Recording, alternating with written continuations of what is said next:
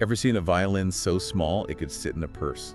Can't say that I have. Well, we're diving deep into the world of 164th size violins today. Really? Yeah, they might look like toys, but they're actually serious instruments. Interesting. Yeah, and they have a pretty interesting backstory too. I wouldn't have thought about that. Full-size violins have been around forever. Right. But making them mini, that's got to be something new. Yeah, it's a surprisingly recent thing. Huh. It all goes back to the Suzuki method. Oh, yeah, I've heard of that. You familiar? A little bit. Well, it started by this guy named Dr. Shinichi Suzuki. And his big idea was to get kids into music super young. Like how young? Like 2 or 3 years old. Wow. Yeah, so you can't exactly give a toddler a full-size violin. I guess not. And that's where the 164th comes in. It's like perfectly sized for them. Exactly. So they're like actual instruments. I always figured they were just for show. Oh no, they're the real deal. Wow. The craftsmanship that goes into them is really incredible. I bet. There's this factory in China, the Stentor factory, Okay.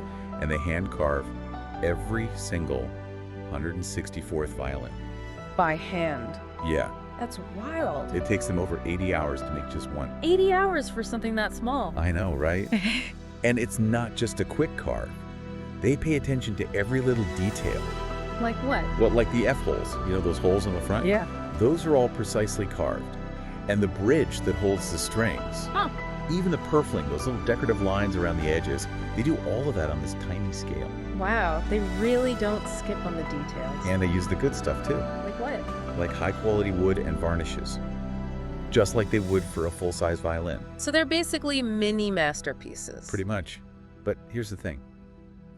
Not all 164th violins are created equal. How so?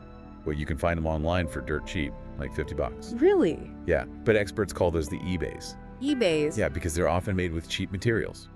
Plywood, cheap paint, and lacquer. They might hold up okay, but they don't sound great.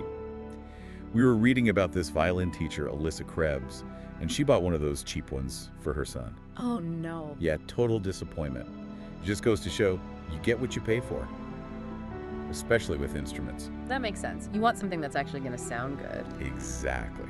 Speaking of which, we learned about this violin dealer, Harold Hagopian, and he actually owns a 164th violin himself. He does. I wonder if it's one of those eBays. I don't think so. Yeah, apparently it's a really nice one, handcrafted and everything. So even though it's tiny, it's still made with all the care and attention of a full-size violin. Exactly. It's not just about shrinking it down.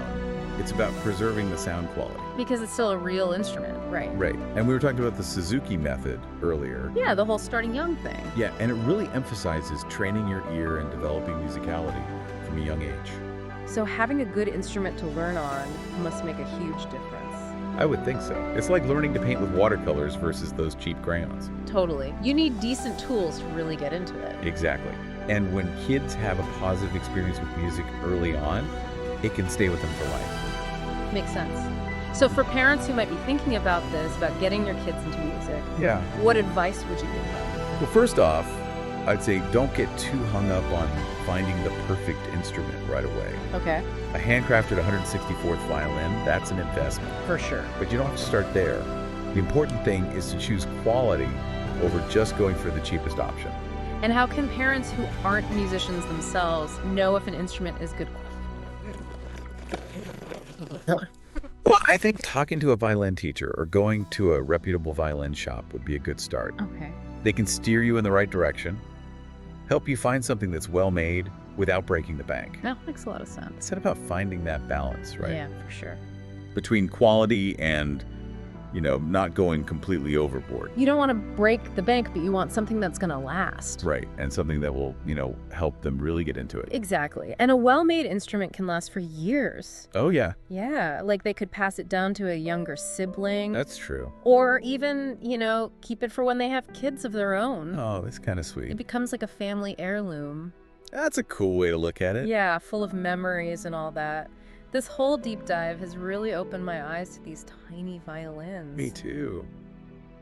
I never would have guessed there was so much to learn. Like, honestly, who knew? They're like these little hidden gems. And they teach us a good lesson, too, What's that? that sometimes the smallest things can have the biggest impact. That's true. I mean, we're talking about these violins that are what, like barely bigger than your hand?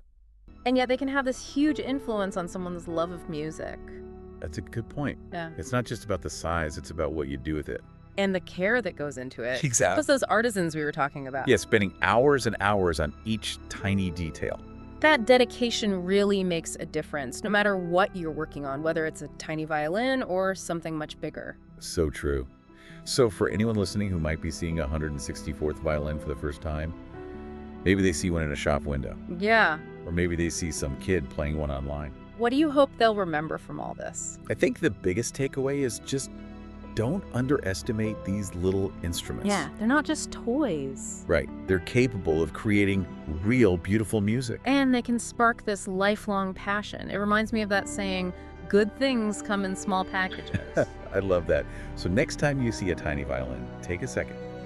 Picture those artisans hard at work. And remember the power packed into that little instrument. And maybe, who knows, it'll inspire you to appreciate the smaller things in your own life a little bit more too.